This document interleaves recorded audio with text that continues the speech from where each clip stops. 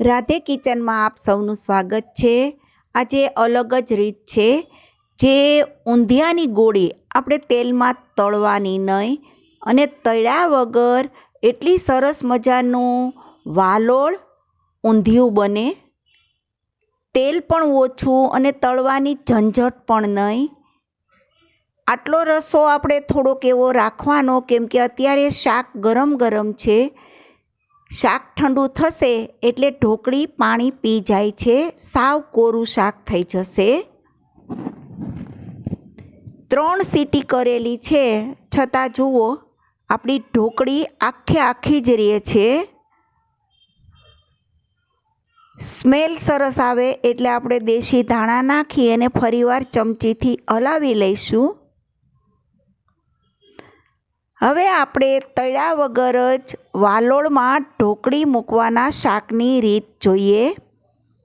1 નાની વાટકી ચણાનો લોટ, મેથીની ભાજી ઝીણી ઝીણી સમારેલી, 1 ચમચી તેલ, સેજ ખાંડના દાણા, 1 લીંબુનો રસ, બેકિંગ સોડા, સ્વાદ મુજબ મીઠું, હળદર, ધાણા જીરું, તીખાશ મુજબ ચટણી, હિંગ। આ બધાને આપણે હાથથી આ રીતે મિક્સ કરી અને ફક્ત 2 ચમચી જેટલું જ પાણી જોશે। જુઓ તમે, મેં હાથમાં એક જ વાર પાણી લીધું। આ બધો મસાલો મિક્સ કરી આવી રીતે ભેગો કરી તેલવાળો હાથ કરી નાની નાની ગોળી વાળી લઈશું। તેલવાળો હાથ કરવાથી સેજ પણ ચીપકશે નહીં અને ફટાફટ ગોળી બની જશે।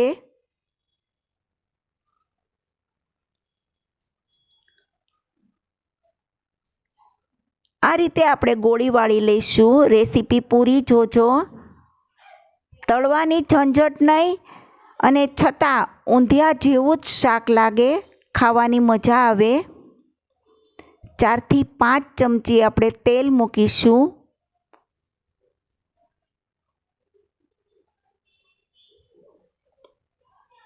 ચાર થી 5 વ્યક્તિ ખાઈ શકે એટલું શાક બને છે આ। તેલ આવી જાય એટલે આપણે જીરું નાખીશું, અજમા, હિંગ। હિંગ અને અજમાનું પ્રમાણ એટલા માટે છે કે વાલોળથી આપણને પચવામાં સારું રહે। 2 નાના ટમેટાની ગ્રેવી, ચીલી ફ્લેક્સ તીખાશ માટે,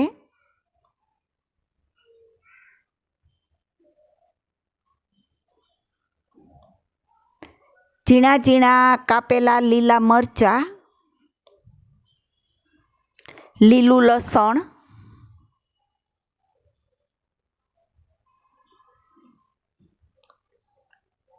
કેટલી સરસ ગ્રેવી બની ગઈ।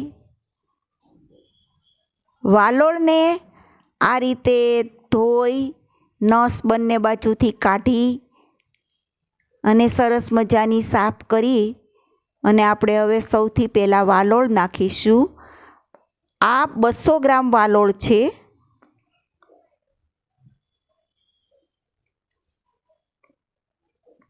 દેશી વાલોળ શિયાળામાં ખૂબ સ્વાદ સરસ લાગે છે। 30 સેકન્ડ આ રીતે આપણે વાલોળને હલાવ્યા પછી મસાલો કરીશું। મીઠું, હળદર, ધાણા જીરું, ચટણી, સેજ ખાંડ, ટમેટાં નાખ્યા છે એટલે સેજ ખાંડ નાખી છે। લીલા વટાણા ગરમ પાણીમાં ધોઈ અને લીલી તુવેર અને લીલા વટાણા ગરમ પાણીમાં થોડાક રાખી બરાબર કોરા કરી સાફ કરીને મેં અંદર બધું મિક્સ શાક બનાવ્યું છે। આ રીતે તેલમાં 1 મિનિટ હલાવી લઈશું।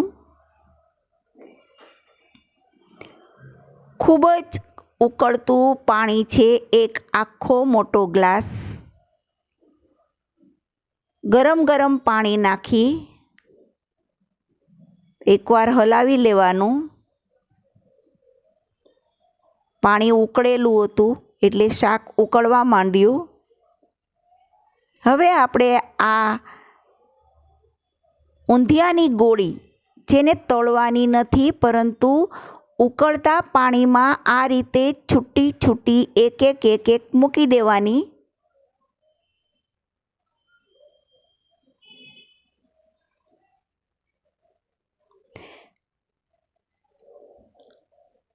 હવે આપણે આને 2 થી 3 સીટી કરીશું.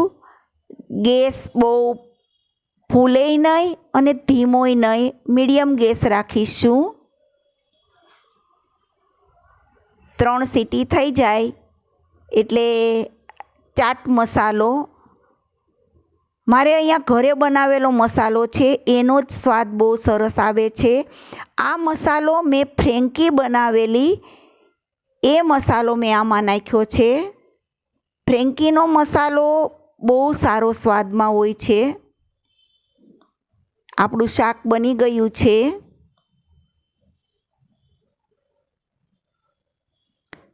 શિયાળાની અંદર આ રીતે તમે શાક બનાવશો તો બધાને ભાવશે.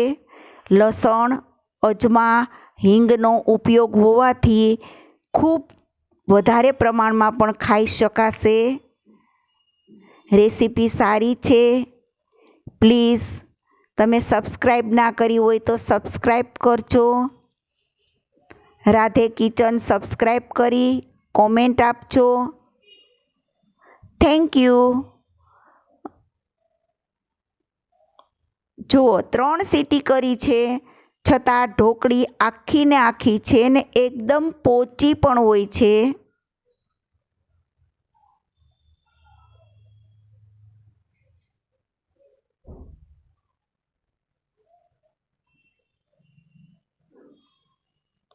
ચોક્કસથી બનાવજો.